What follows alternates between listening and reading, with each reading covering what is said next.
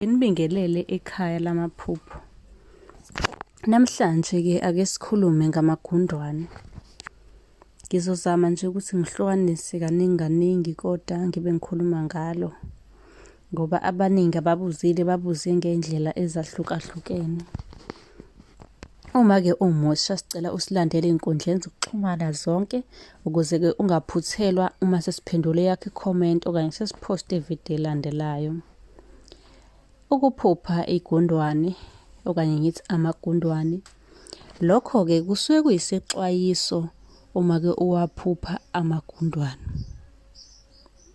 Yisexwayiso nje esithile. Empeleni-ke kusuke kuthunyelwe igundwane ukuba lizobheka impilo yakho ukuthi ihamba kanjani. Lingagcini-ke lapho, lithathe nemali yakho. Thola ukuthi-ke wena ungumuntu osebenzayo okanye ngithi ungumuntu ophantayo kodwa awuyiboni imali yakho ukuthi kahle kahle ishonaphi.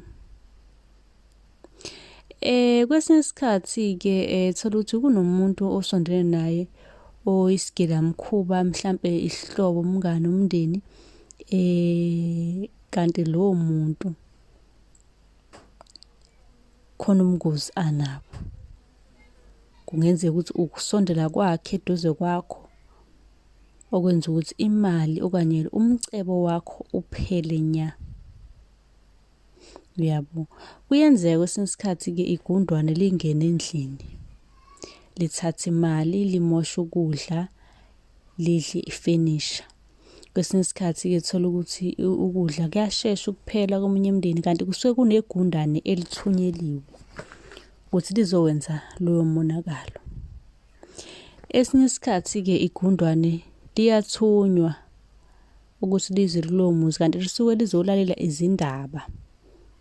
Ebese liyanixabanisa, kuphele imali, kuphele yonke into, kuphele umsebenzi. Kahle kahle nje engingakusho ukuthi aniboliqaphela igundwane ngoba kusuke kunomona phakathi. Liyinhlupheko uma liphupha, ubovuka nje ugeze noma ngomchamo ubuse uma uhlangane nephupho legundwane ngoba igundwane akusikhona ukuphupha into enhle. Kube nje ukuxwaya kunesichitho phakathi. Zikhona iy'nsipho zobulongo, kuningi nje okukhona ungasithinta nje ku-061 701 8860 sobe sesikuthumela iy'ncwadi zamaphupho 500 zikhona. Akukho okungekho ungasi-WhatsApp nje sobe sesikuthumela. Nisale kahle.